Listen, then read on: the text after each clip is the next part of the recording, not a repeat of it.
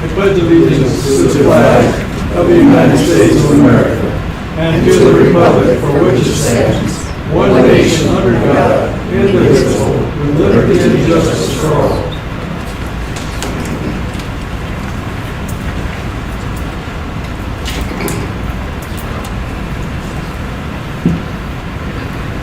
Heavenly Father, we thank you for giving us this opportunity this evening to get together and decide things about bettering our town, our community, and all that we do here. We ask that you give us wisdom and insight and move your spirit through us, that we will listen to what is said, do as what is needed, and follow your guidance, that we can be as you need us to be. We pray for those that have departed your earth and gone home with you.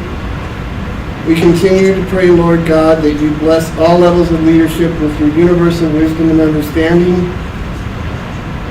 Help us in all ways to be all that we can be and better, and listen and just share the love that you've shown us. We continue to ask of you, Father, please protect our protectors, first responders, police and fire, medical personnel, as well as service providers. And Lord God, please watch over our brave servicemen and women in uniform, wherever they may be stationed, preparing for anything that may happen. We especially pray for those in service, men and women who are stationed in the lonely outposts of your world. We continue to ask for your way, Lord God, as this is what we want to be. This is who we want to be. This is what we look for. And all these things we pray and thank you through your Son, Lord Jesus Christ. Amen. Amen.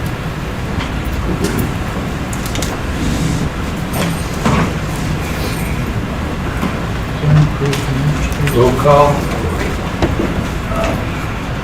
Mayor Madrid, Here.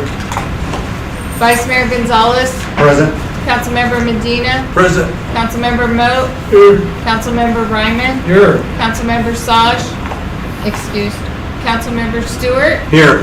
We have a quorum. Okay. Consent agenda. All items listed below are considered consent calendared items and may be approved by a single motion unless removed at the request of a council member for further discussion and action. Other items on the agenda may be added to the consent calendar and approved under a single motion. Okay. Item 4A, consideration and possible action to approve minutes of January 13th, 2025, regular meeting. 4B, consideration and possible action to approve Town of Miami payroll for January 5th, 2025. 4C, consideration and possible action to approve Black History Month proclamation, February 2025. 4D, consideration and possible action to approve Career and Technical Education Month proclamation. Joe, do I need to read the proclamations? Is that a requirement? It's not a requirement, it's up to you. You can say that they are part of the packet, so it's totally up to you if you want to go through the time of reading them or not. They are definitely part of a packet, and I think we're a bit late, so we'll catch up with them. Okay, so any comments from the group here? Mayor, Yes. I'd like to make a motion to approve the consent agenda as listed. Second. Stated. Second. Okay, Councilman Gonzalez, a motion to approve. Councilman Medina, seconded. Let's vote. All in favor and approve, say aye. Aye. All opposed? Question. It's only a correction, is Vice Mayor Gonzalez, for the record. Did I say Mayor Gonzalez? Council member. Council member. It's for the Oh, record. that's right. I would have said the same thing. Sorry. Yeah, Vice Mayor. Vice Mayor. Vice Mayor, I'm sorry. Oh, man. Okay. My bad. Gotta get used to it. Now, Item 5, committee reports and general demands. 5A, consideration and possible action to approve the general demands for January 3rd, 2025 to January 16th, 2025. Any comments from our council? Okay, no council comments.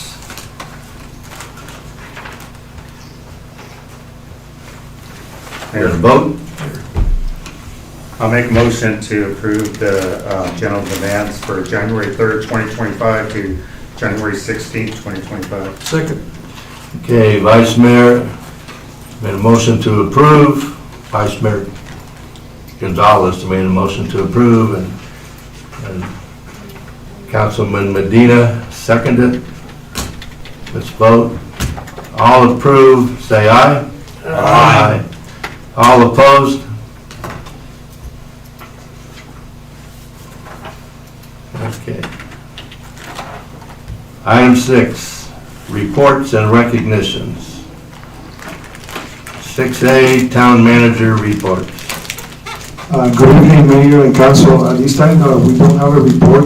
We're working in some grants, and we got to do in our calendar. For the next meeting on the 10th, we're going to present a report with all the elements that happened in January, February.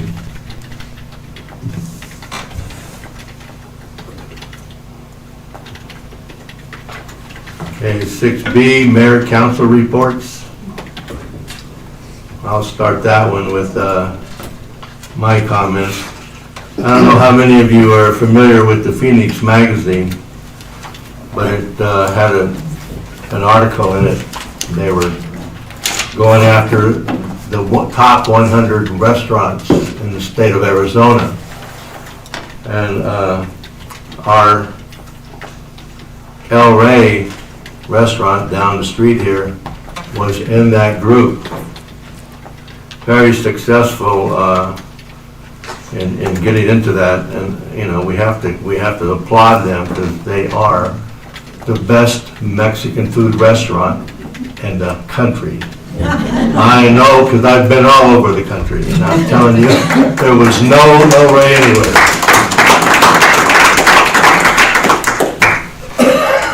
And another one here, we have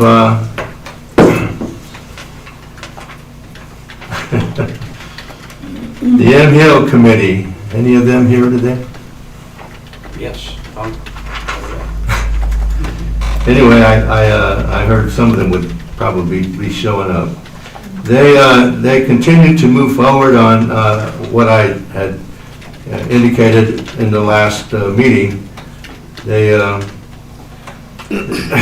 one of the biggest issues here since then was that we contacted Freeport to see if they would give us access to their road behind the Bullion Plaza. They have a security gate up there. That's the one we used back in 2012 when we put the new crosses up. They were really courteous and helped us with that.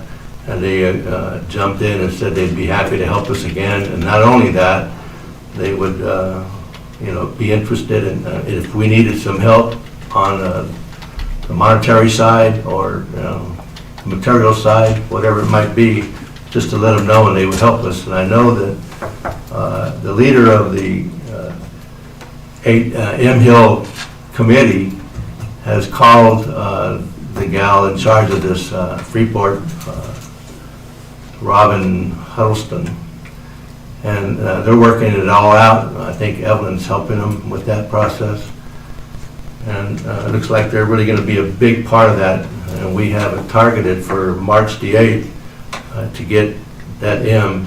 All the people out there working on it, and I threw in the Stations of the Cross to go with it. And there's going to be a picnic in the afternoon. For all the people that were working up there, they get a free hot dog or hamburger, I guess. And all the others that want to join us at the picnic would be sort of a donation approach to getting a hot dog and a hamburger Where's it gonna be at? at the Right park at the here, park. Veterans Park. And, no, the other one I had here will be taken care of by our town manager on item 9B going forward. So that takes us to call to the public. I got. Oh, you have something? I'd like to thank the town of Miami, our town manager, Christine Duarte and Miami Genesis for allowing the Miami Junior High School boys and girls basketball team to be able to use William Plaza Gym. We really appreciate it. The impact that for the youth to use that is just like, you guys wouldn't understand, like how having the youth sport, how it helps the students develop life skills, not just the game of basketball, but there's other elements to having a youth facility. And I know it does cost the town the money to run it, but you know, it does help our local youth in our town of Miami.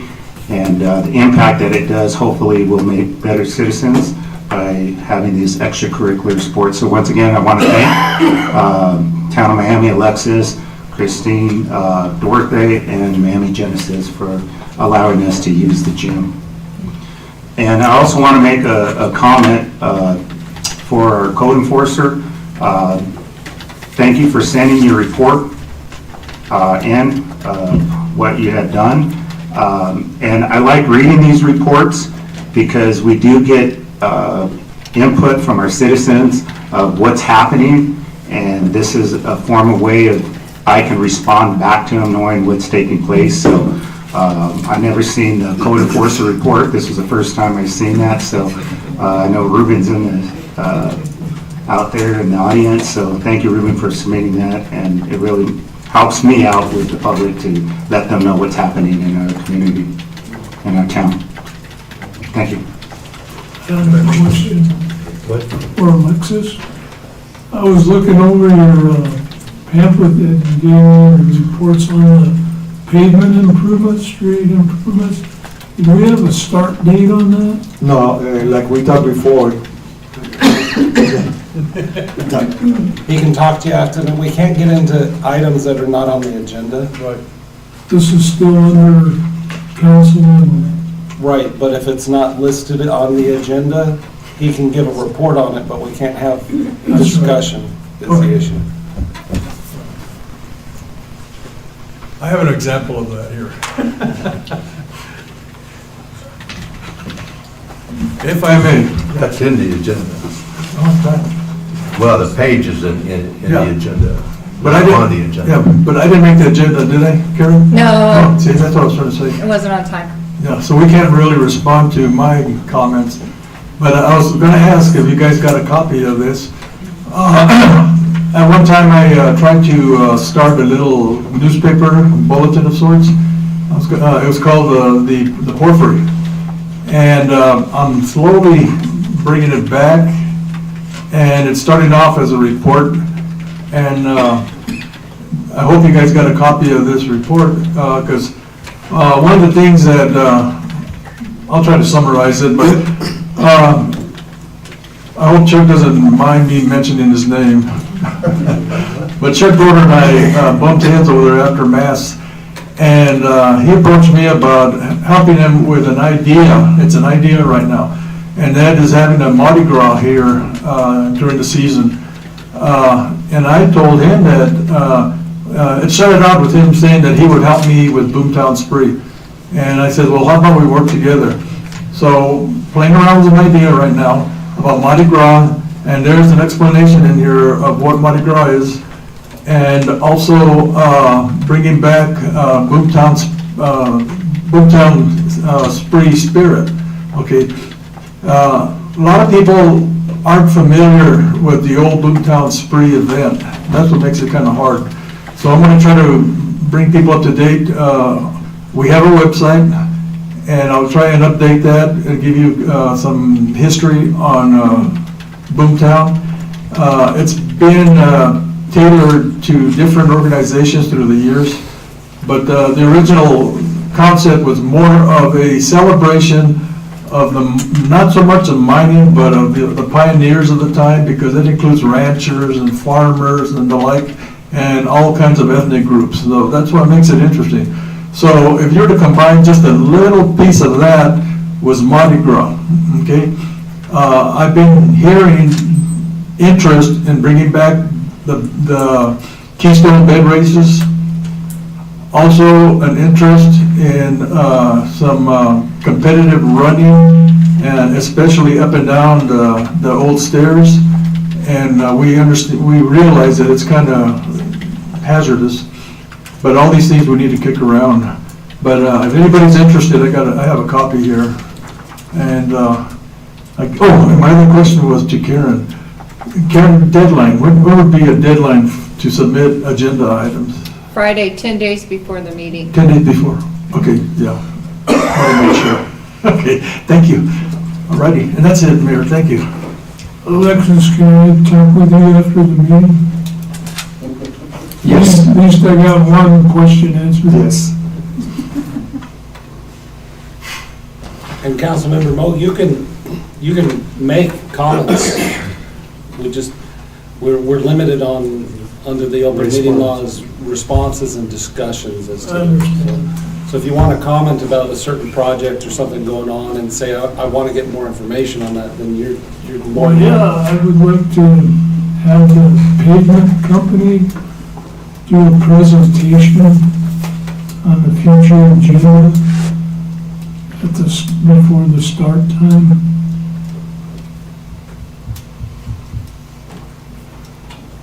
Would that be possible? Would that be possible? It's a complicated answer, but yes. Okay, anybody else got something to say? Coordinate with the- Call to the public? Anybody?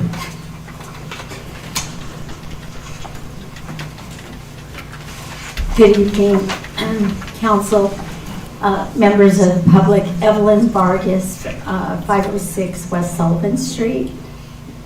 That's where I work. So, anyway, I just wanted to remind everyone about the Polar Plunge on February 14th. It's an event to raise money for the Miami Library for supplies, books, some, incidentals that they might need. It's not to raise tons and tons of money, but I wanted to thank, I'm not going to list them right now, but we'll get those to you in the future, in the next meeting. I called 11 businesses for a $200 donation. 10 out of the 11 said yes on the spot. So they were happy to help with the library for things that the library needs. And you can pay $20 if you want to take the Polar Plunge. It'll be at the Hostetler Pool, 6 o'clock in the evening on February 14th. So you have to pay for the pain, kind of. So just wanted to put that out in the public once again. Polar Plunge on February 14th. That's going to be an interesting event. Mayor goes in first. At 6 p.m. 6 p.m., yes. Right Okay, after they thank had you. the ice. Anyone else? Call to the public.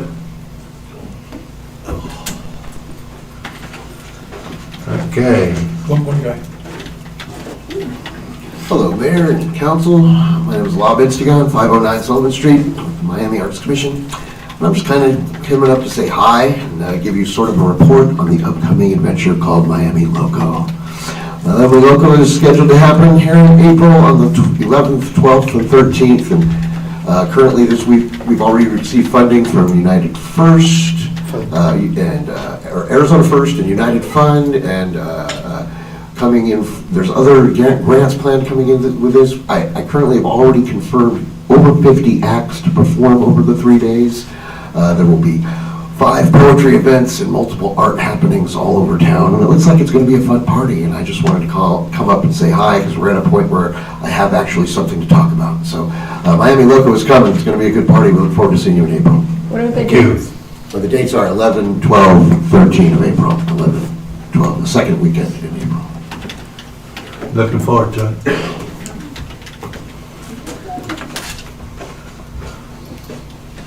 Anyone else? Okay. Item 8, unfinished business. 8A is information, discussion, and possible action, possible approval of variance request for property located at 181 South Front Avenue. Gary Levick is the owner. Yes. Alexis? Mayor, in previous meeting, we, on December the 9th, we request a 45 days action plan. But in the light that we receive all the information in conversation with our code enforcement, we want to table in a specific agenda for the February 24th. We want to make a site visit and talk to Mr. Lavig, because we have some concerns that we want to address before we make this process completely, and then have a meeting with our public director, Josh. Good.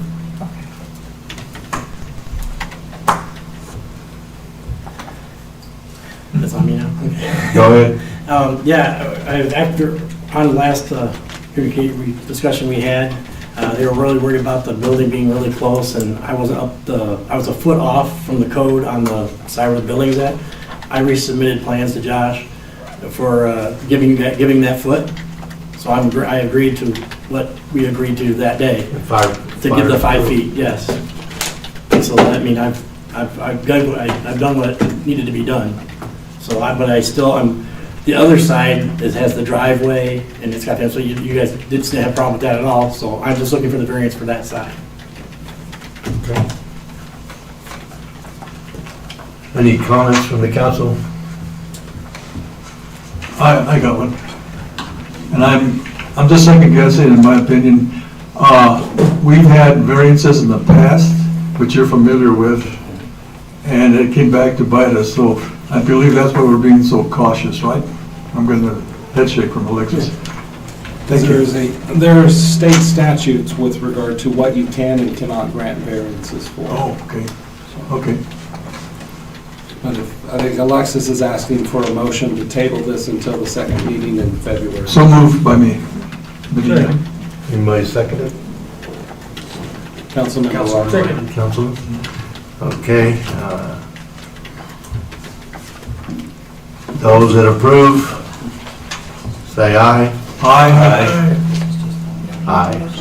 Those that oppose, Who seconded that? Ryan, I'm sorry. Councilman Remy? Thank you. Yeah, they were lost. did you have something else? No, I'm good. Thank you.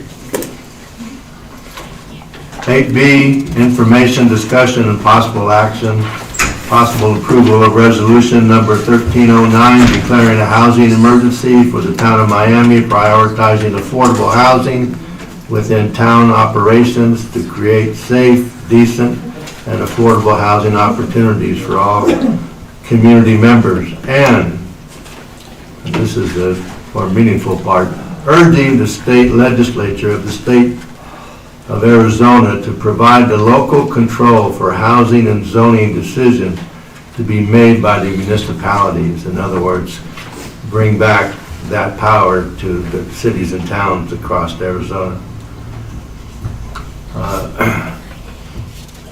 This is an item here that's even been promoted by and they're standing by it as the League of Cities and Towns, that this law should be brought back to the various cities and towns.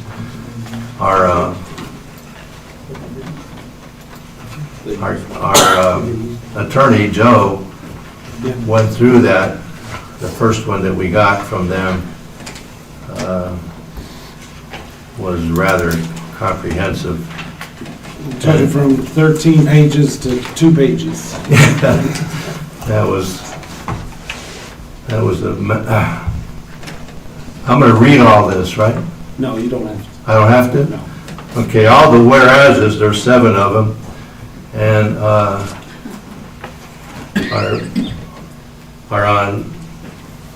are in the agenda, I should say. And then the section 1, it explains why we want to do this. Now therefore be it resolved, the mayor and council of the town of Miami follows. Section 1, Town of Miami declares the housing emergency exists within our town and region, recognizes the need to make housing a leading priority for the organization of the community. And Section 2, the Town of Miami calls for legislator and governor of the state of Arizona to allow local governments to maintain their zoning and land use authority, to adopt reasonable regulations to strike a balance between property owners' rights to fair use of their properties and the rights of surrounding property owners to maintain community standards. So any comments from the council? None?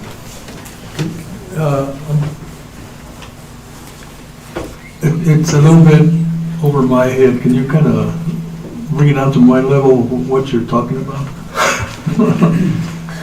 I mean, are we going to approach the legislature? No, Mayor, if you want, I can try to explain.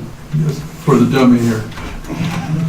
It's a decision that the town of Miami has to make to participate in a pretty broad span of cities and towns across Arizona that are promoting this, and the League of that's clear. Cities and Towns. No. Okay. So it's a participation thing. I think it behooves us personally that we do this. So, yes, the Sedona started this seeking buy-in from all the other municipalities in the state. Their proposed resolution focuses a lot on short-term rentals and local control and regulations of short-term rentals, because that's the state passed some legislation a year and a half ago with regard to short-term rentals, kind of restricting what cities and towns could or couldn't do with that. Right. We brought this to council last meeting. It was discussed that, there wasn't a proliferation of short-term rental issues in Miami, but that Miami wanted to continue to support all municipalities to be able to maintain local control of zoning and land use issues within the municipality, because there's been a trend where the state legislature is trying to say, cities and towns, you need to do this, this, and this with your property uses, your zonings, and things like that. And,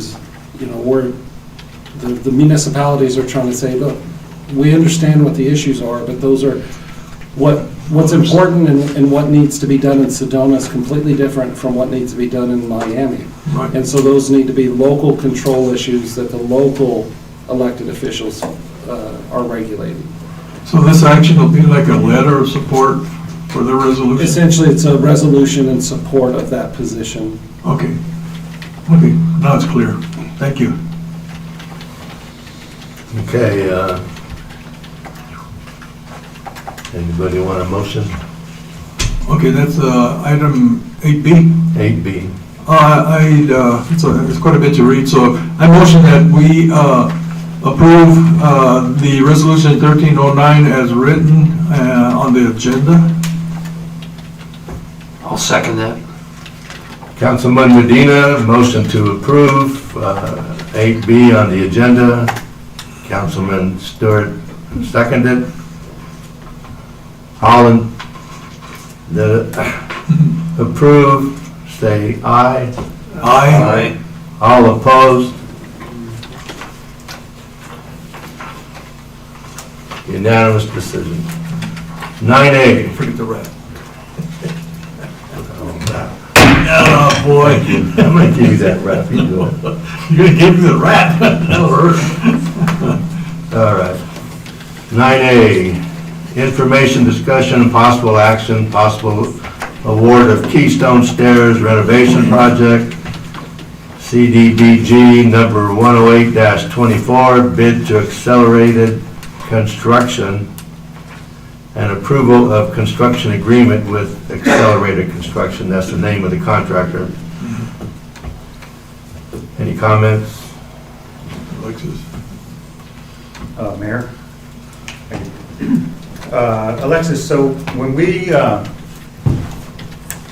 sent this out for bid, how many companies actually submitted a bid for this project? 4 companies. 4 companies? Is there a copy of like their bids that they had?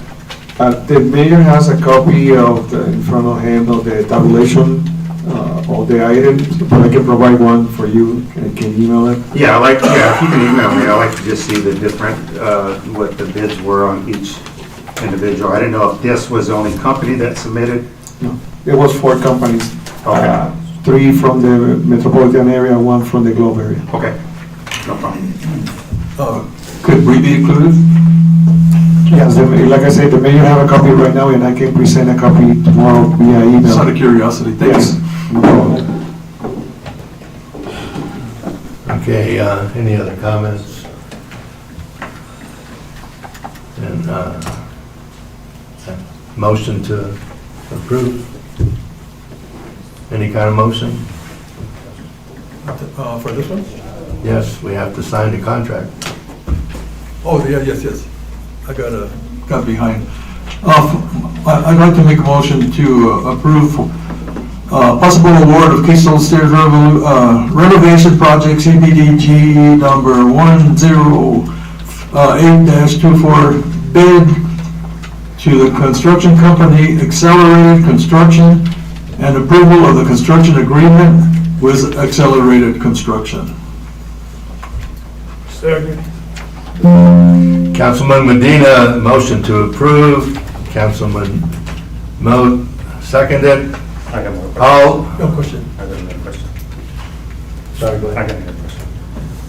Alexis, on this bid that we're approving, is that for the full amount of the stairs, or, because I seen an option B on there, and so I'm just curious, is it going to fulfill the obligations of what we initially had stated on the CDBG, the grant, or did they eliminate any of the steps of the process on those? Yeah, we make a modification based on the funding ability. It's 161,217 that we have available. And the reason that we decide to take some modification is because the cost. When after the town of Miami received the fundings, engineering designs, they take at least 37% of the cost. That's the reason we ended with 161,000. In addition to that, we try to find another $300,000 to finalize the complete project. This is only the section, the down below area that we're going to be working. Okay, so we're still in the process of completing it. It's not going to be completed with this bid. That's correct. We're still looking for funding to Yes, fulfill the rest of the, to make it complete. That's correct, Vice Mayor. Okay, thanks. There's gonna be a phase 2. Okay. Yeah, I'm sorry. No, no worries. All right, Yeah, we got a motion, so just take a vote. those that approve, say aye. Aye. Opposed? All approved. Good learning. So when do I sign the contract, Karen? After the meeting, I have it right here for you. I figured you'd say that. 9B, information and discussion for Schwartz Lumberyard cleanup update. Mayor and Council, we celebrated a meeting this morning via Zoom with the owner of the Schwartz Lumberyard. Present was our director from Public Works, Code Enforcement, and he agreed to start cleaning, creating more protection and demo some areas of the lumberyard on Monday. We're going to send a letter of understanding of the information that he's going to be applying with the intention of put some fines if they don't comply with the agreement. And we're gonna have it tested by an authorized, licensed, Yeah, that's the part that we're going to be talking tomorrow. We're going to have a conversation with ADQ because it's cost, and any kind of inspection, who's going to be liable on the cost of that inspection. excellent. Very good. Anybody have any questions? I have a question. So Alexis, on our code enforcer's report, he had stated in there that he suggested that they dig up the ashes and stuff too. Was that part of the process of Yes, the yes. cleanup, that they're gonna go further into the soil? Yes, they only put only like probably less than a foot of dirt on top of the asbestos. That's what they do.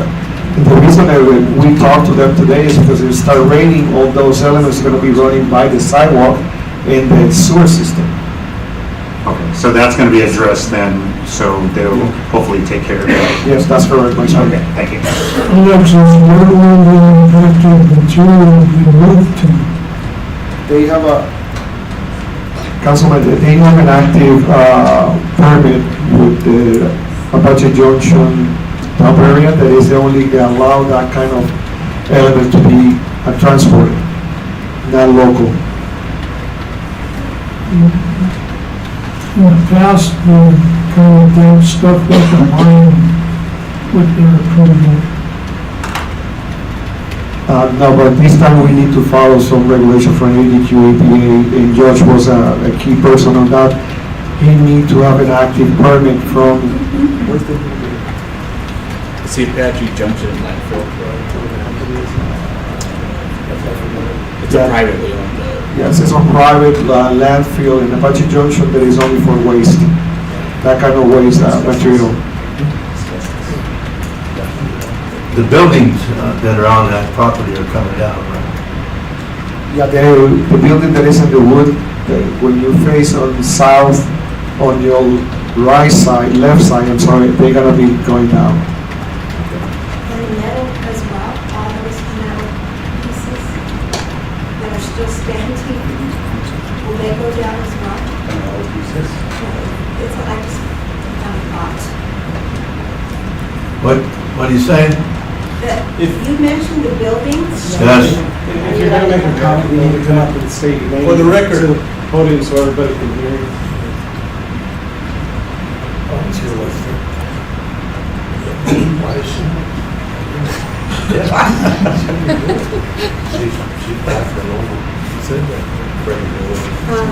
Mayor and council, and yes, the mayor mentioned the buildings that are still standing at the Swartz property. I have a concern about that too, and I've heard from a lot of people. Are all those buildings in the middle going to be taken down as well? Yeah, the woods and metal that is located on the south, left side of the lumberyard, they're gonna be torn down. Oh, good. It's still quite an eyesore. Okay, thank you. It is. Thank you. All right. 9C, Fidelis Garcia, Acton City Manager, going to tell us all about their progress, Inspiration Project. I'm just gonna pass it to our vice president. He has all the answers. Pass the buck. I appreciate that. Mayor Medina, distinguished members of council, my name is Nick Smith. I'm the vice president of real estate operations for Chicano Public House. I'm sorry, can you raise it up a little bit? There you go. Better. We're the developer for the Miami Inspiration Housing Project here in town. We appreciate the opportunity to be on the agenda tonight, to be able to provide an update on where we are with the project. As promised, we will be back as things progressed. So if folks remember, in October, just last year, we were intending to close on the project with our project financing for the $22 million project. Of that, about $15 million is private equity that's helped fund the project, and our general contractor. However, at that time, the general contractor's vice president, who had been intimately involved with this project prior to even us becoming on board, left the company, left the general contractor we intended to use a little bit short-handed. And so they had to back out on the week of the closing on that project. So very rare for that to happen kind of at that stage. Left us in a bit of a scramble to identify a qualified general contractor. As I mentioned, the debt, the equity, a lot of requirements come in structure for a project kind of as this is put together. Requires a general contractor who meets very specific underwriting guidelines to be able to handle a project like this. So over the last several months, we've been in the process of identifying, talking to, and then trying to qualify several different contractors. And timing, we're very proud to announce we do have a general contractor back on board for the project. We like to think of them a little bit as a local general contractor. They're here, Big D, here in town, through their industrial side of their general contracting company. Do quite a bit of work here with the mine, so we know the town very well. In the process, identified local subs, folks that they work with very regularly to be able to pull from immediately. And then it just so happened the gentleman, the vice president who left, the previous contractor, had left to join this company. So very easy transition for this project amongst the general contracting side. Last several months, a lot of work's been done by the team to ensure that the project financing is still in place. And so our intent, it was in October, we're a little bit behind, but now with the March closing is our project to begin. We'll close on the project with the financing and begin to move forward on that project. When will you start construction? We'll close, as soon as we close, we're ready to start construction. So What's your best guess at date? Our goal would be, let's just say March 15th. March 15th. Good. Anybody got any questions? I have a question. Good. So, I know back in, I guess, when was it, October that you said when you guys came in? Yes. There was an issue with the time on those tax credits. Were they able to extend that for you guys to be able to close on that financial side? Thankfully, the tax credits are still there. What happens with the state is there's a certain period of time that you have to have those, certain amount of those dollars invested. Because we didn't make that initial deadline in October, we as the developer incur fees in order to allow them to essentially stay active. But incurred the fees, built that into the cost of the project, and the equity investment that I mentioned is still there, correct? Okay, good, because I know that was one of the biggest obstacles that we were kind of looking at back in October, was trying to get this finalized so this way we can get this, the school can sell it and we can move forward with this project. So I just wanted to make sure that funding was still there if you found other alternative funding. We're very fortunate in that our lender kind of realized where we were in the process. Really very strong believer in the project, and unfortunately it has hung on with us through these last several months. So Fidelis has lost a lot of sleep over it, but we're back fully funded and ready to go. Good. 22 million, you said? $22 million project, correct? Yeah, that's great news. Really fantastic project. And there is one item, the one last item I know we're working on, because we've changed the general contractor. I know our permits are in our previous general contractor's name, so I know that we're working here in the town to make sure that with Josh to make sure we get that stuff sort of resolved. Mayor and council, sorry about that.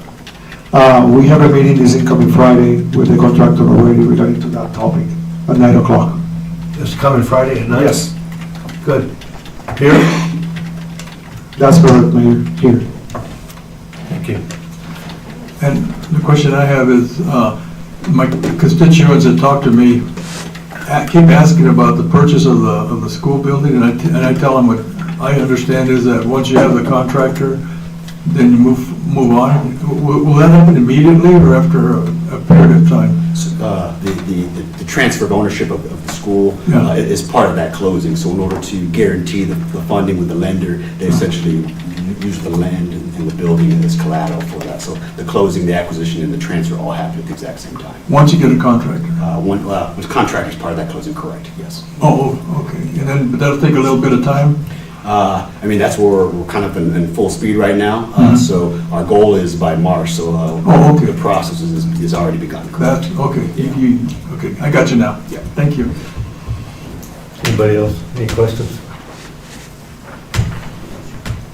Okay, Friday we'll talk more about the notices to the neighborhood that you guys are almost there, right? That sounds good. And the signage that we were going to put up on parking. No, in the meeting is more, we're gonna be talking about permits and all the process at that time. We don't have any specific agenda, but the priority is gonna be the permits. Okay. All right. Thanks a lot. Look forward to it. Thank you. Thank you.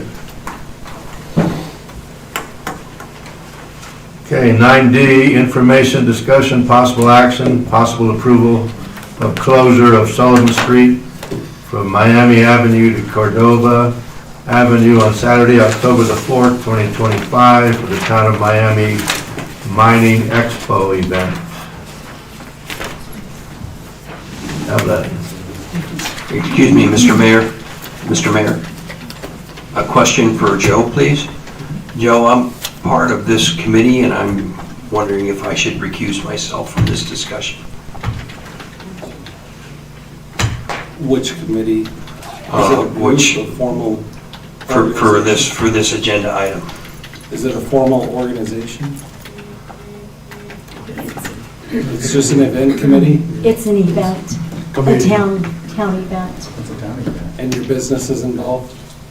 No. No, sir, not direct, no. If you don't have a financial interest, then it's not a Okay, conflict. all right, just thought I'd ask. Yep. Good evening again. Evelyn Vargas, 506 West Sullivan Street. Good evening, guests also. The Miami Mining Expo is a combination, it's going to be a combination of a lot of different things. We want to bring in mining education, mining exhibitions. We want to possibly do some mine tours. We want every aspect of mining to be involved in this event. We want to host things down at Bullion Plaza as well as downtown Miami. We want to have some kind of shuttle system running people back and forth between what Phil Stewart has at Bullion Plaza in regards to mining, and also host a lot of different events and exhibitions down on this end of town. So it's going to include even walking tours of Miami. You know, we are a historical mining community. We need to celebrate that. We need to pull our mining companies in along with us, because going forward into the future, copper is going to be, you know, there's no turning back. We're in an age where AI is important, electric vehicles, satellites. You think about all the technology coming down the pipe, copper is a key element. So we are going to continue to see growth in Miami, and we want to celebrate that along with our mining companies. We want to educate people about the importance of copper mining in our community. You know, we're vital to the world economy. Little Miami, Arizona is so vital to the world economy and what's coming in the future. So we want to touch the community and beyond. We want to go reach throughout the copper corridor, invite all those mining corporations, anybody that trickles down off mining to, you know, all our truckers, chemists, you know, whoever we can reach that has an affiliation with the mining operations.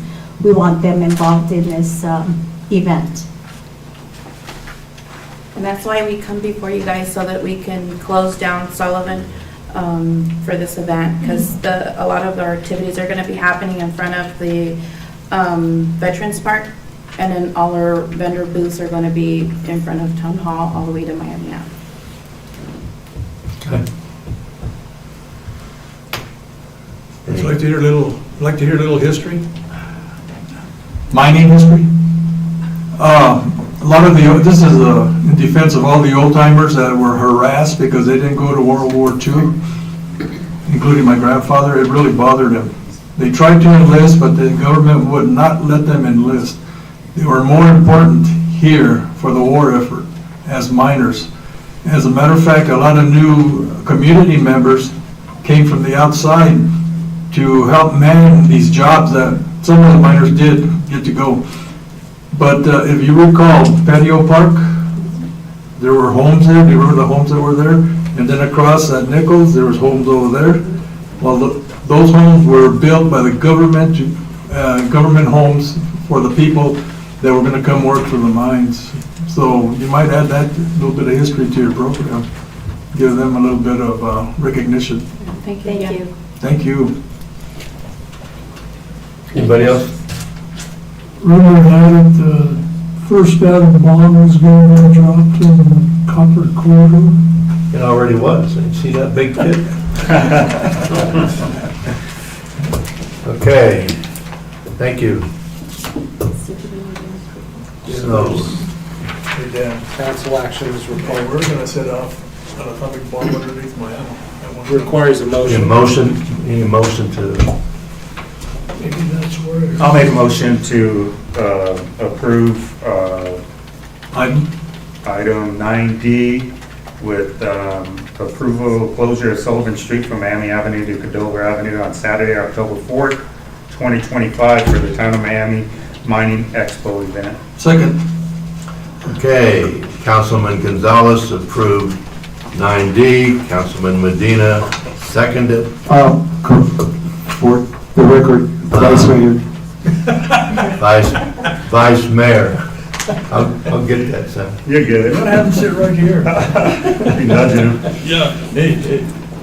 All right. Motion to, no, not motion. Not yet. All to approve, say aye. Aye. Opposed? 0. Motion approved.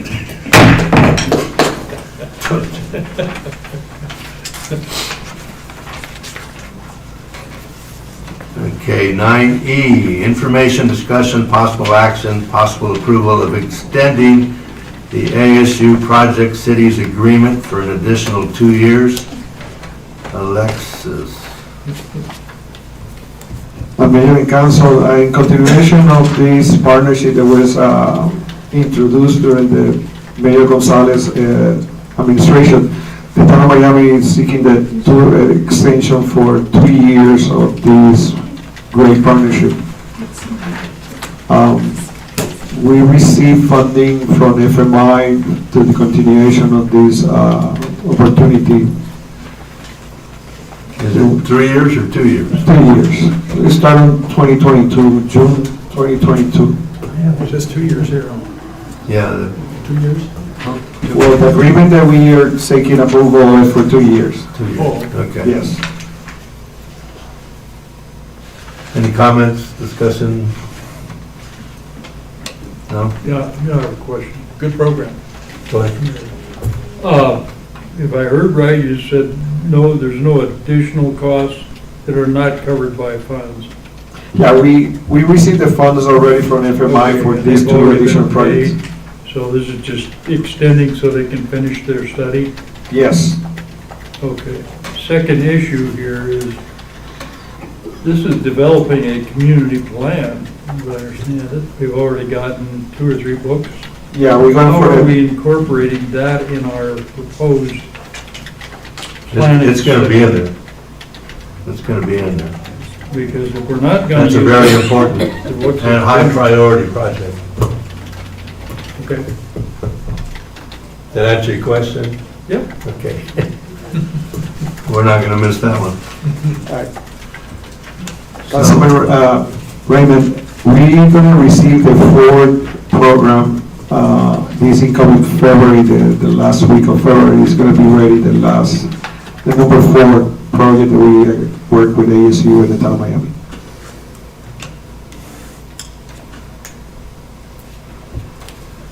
Okay. Those that approve, say aye. Are we gonna have a motion? There's a motion. Make a motion. Was there a motion made? I'll make a motion. Was it one second? I'll make a motion to approve of extending the SU Project Cities agreement for an additional 2 years. Right, and second.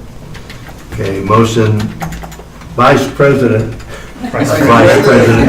Vice Mayor. We're getting better. We're getting better.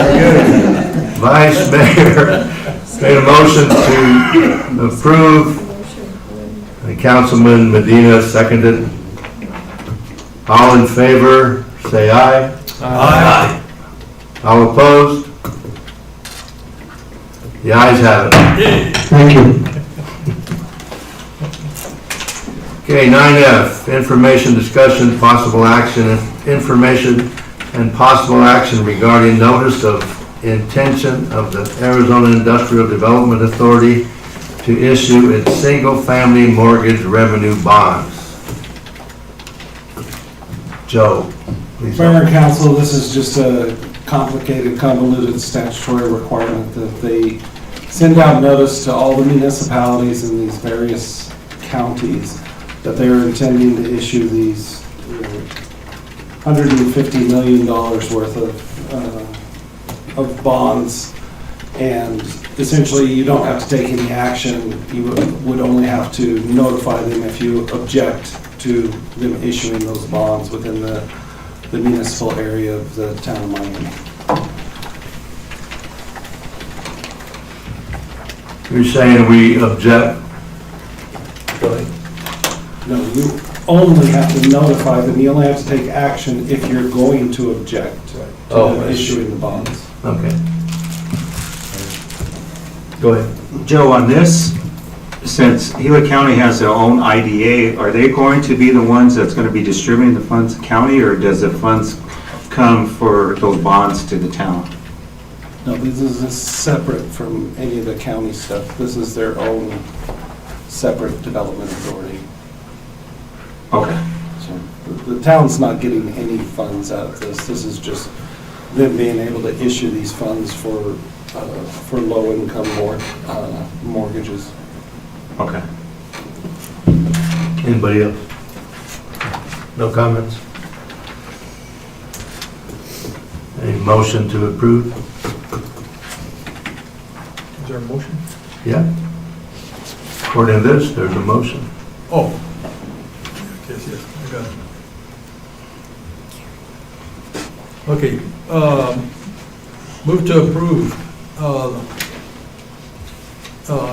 in the Arizona Industrial Development Authority to issue its single-family mortgage revenue bonds. I didn't have my mic on.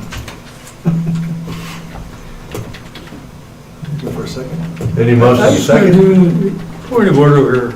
He just said we only needed to do something. That's right. If we objected. That's right. Well, yes, Unless somebody objects, there isn't a reason No, you're for any right. motion. This- We're done. I'm just going by what's on this. No, well, he explained it clearly, and then, you caught me off guard too, but he's right, Martin's right. Okay. Any objection to them issuing the bonds? That's the only time there's an objection. We're good. All right, 9G, information and discussion only. Update on police department renovation, status of hiring a chief of police. Alexis? Not you. That's not me. Mayor and council, I want to make clear that the term renovation, we're working first with air conditioning. And like I expressed before, right now we need to verify the terms of the quotes that we received on 2024, if they expire or not. If they expire, we need to go back again to request new quotes to include the electrical work that is necessary in order to accomplish the complete project. February, the first week of February, we're going to be working with a consultant on the $2.1 million grant for the police department. That's going to be included other renovations and acquisition of equipment and uniforms and other elements necessary for the police department. Regarding to the chief of police, we continue conversation. He is having some personal matters that he's attending right now. The candidate. Yes. And as soon as he finalizes those personal matters, he's going to be contact us. For at this moment, the background check is in process already. Good. Any questions? Okay. Mayor? You have something you want to say? Yes, sir. Go ahead, Justin. Mayor and Council, okay. Mayor and Council, Jess Bryant, I'm the owner of Rural Air Heating and Cooling. I'm a licensed HVAC contractor. And since the jail has been going on, the police department has been ongoing for a while, and the industry has experienced a lot of technological changes in that time. If any of you have any industry questions on those changes, I thought I would give you this opportunity to ask any of those, and I'd be very happy to explain those. During the winter time, our distributors put on free training classes and industry update classes, and my company takes advantage of all those so we can stay informed on those. So if you have any questions on some of these very, very significant changes, I first of all would like to give you this opportunity to ask about those. Are there any questions? Any questions? I don't know what to ask. Are they similar to the ones at William Plaza So. in the Inspiration Room? So if you're talking about the type of equipment, yes. So those are called mini splits or ductless mini splits. And I'm very glad you asked that. So it's very different from, say, what you have on the roof here in this building.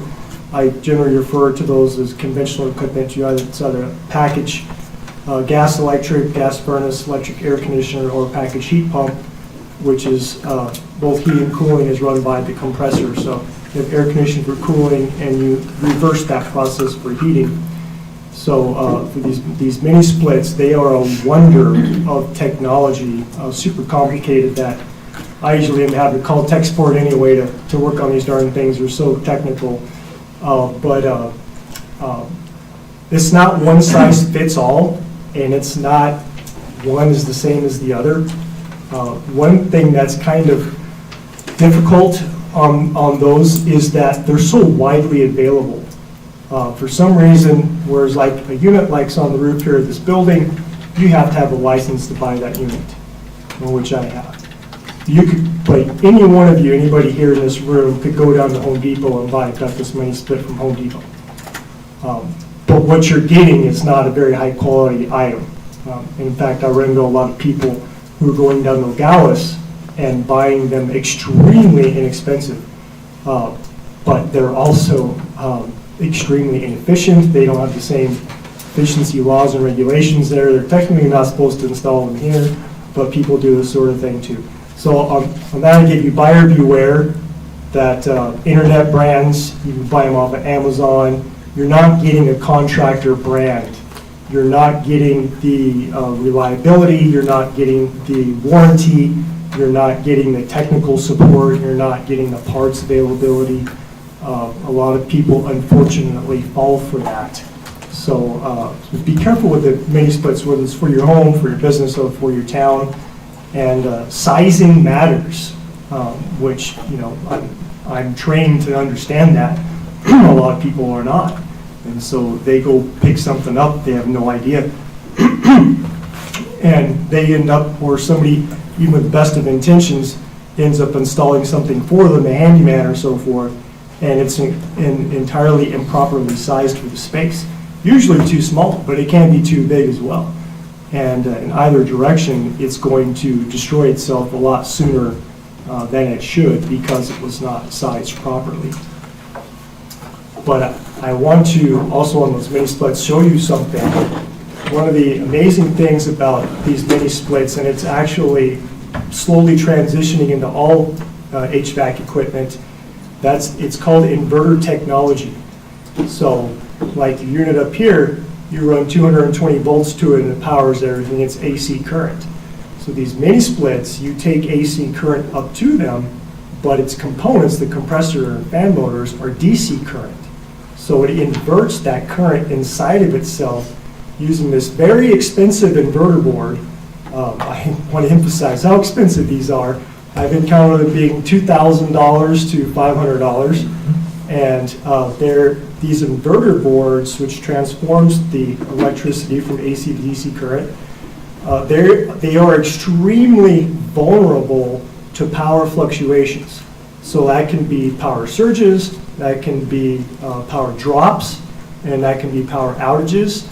Or it can also be, we have encountered here throughout the community, from one to the other, one case right here, the Jim Merrill Club across the street, that the APS transformer was sending something like 277 volts to their building when they should be getting the maximum threshold is 30% over 230, so it's like 252 volts or something like that, and they're getting 270 something.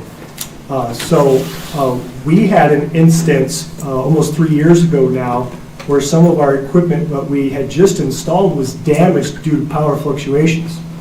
And I contacted tech support and I said, hey, what's going on here? Why did this happen? And he says, oh, you don't have a voltage monitor? And from his advice, this very model he advised me to get, we have put this on every install ever since. I don't even ask the customer. It's worth twice its weight and relatively inexpensive for everything else you're putting on there. And I want to also emphasize that this is not a surge protector. A surge protector is good, but it's a very limited piece of technology. This is a voltage monitor, and there are different brands. This one happens to be made by Erector Seal, and what it does is it's programmable. So you program a threshold into this. You program an upper threshold and a lower threshold, and also a delay. So what we were advised 10% over and under 230 volts. So what was that, 207, 252, I think, something like that. We put that in there.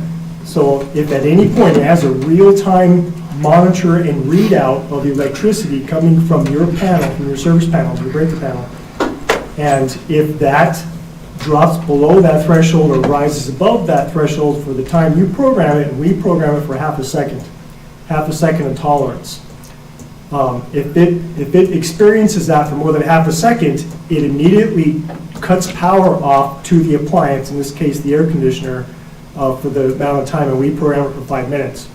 So for 5 minutes, it's going to stay off, which allows the opportunity for that bad voltage event to clear. And so in the case of inverter technology, this item is crucial. Because as I said, those inverter boards, it's going to be under warranty for a little while if your warranty company honors it. I had one case where I made the mistake of telling them it was probably by lightning, and they said, oh, sorry, we don't cover lightning strikes. And so they had to pay almost $500 out of pocket for this inverter board.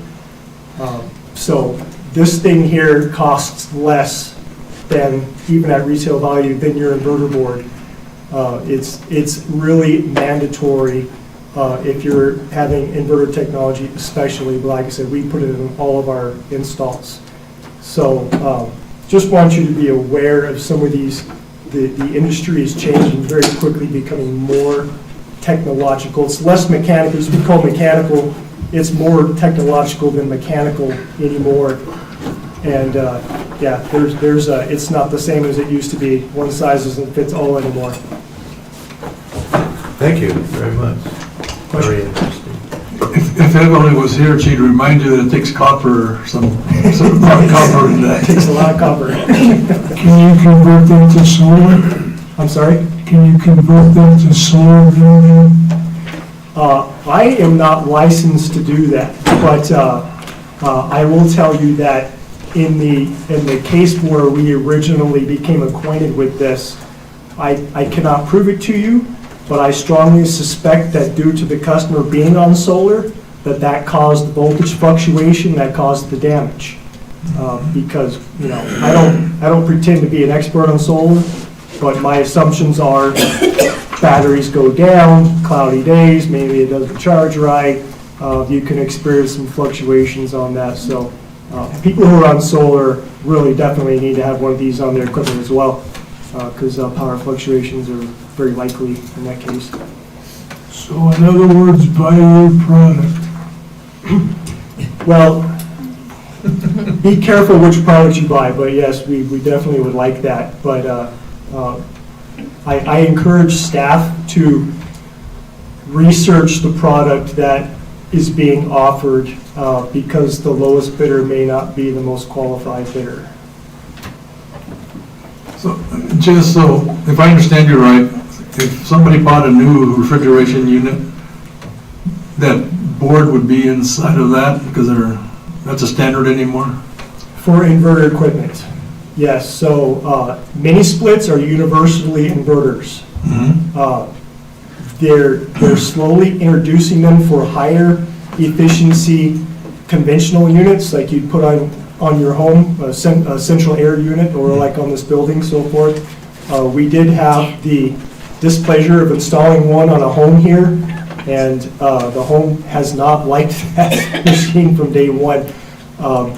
Yeah, so they definitely are, I think, still working some of the kinks out, but they're slowly, the day, you will probably live to see the day within the next few years that inverter technology is everything now. Right, yeah. Especially because they want to get rid of hydrocarbons altogether and make it all heat pumps. I'm familiar with the inverters from the mines. They're incorporated to our pumps, a lot of machinery, gearboxes. They're amazing, but also the cost. Yes. I couldn't believe when they said that little circuit board about that big, $5,000 for one piece of equipment. Amazing. Yeah, for sure. Any other questions? Thank you. Thank you, Jeff.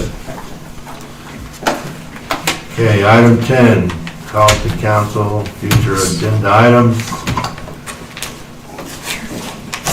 No comments, move on. Oh, is this where I can thank people for being here? Yeah, right after we adjourn. Right after we adjourn. No, I usually thank everybody for sticking it out with us. A lot of important stuff goes out, a lot of information, and it's good to see that there's an interest out there and people are picking up on it. So, thank you. No, I second that motion. We appreciate all of you coming in. We love seeing this whole room just keep growing and growing. That's our goal. And a lot of the information as we move forward on our determination to build Miami back, to make it, it's a diamond in the rough. We want to get that diamond polished up really good. So the more we do that, the more we accomplish moving forward, the bigger this meeting is going to get, I'm sure, because we're going to make sure we get notifications out to the public. Want you all to know what we're doing. Make Miami great again. Absolutely, make Miami great again. That's mega. Yeah. Mama, mega. Is it mama? All right. You got a motion to adjourn? I'll make the motion. Second. Oh, wait, Ryman seconded. Council Stewart, motion to adjourn. Council Ryman seconded it. All in favor, say aye. Aye.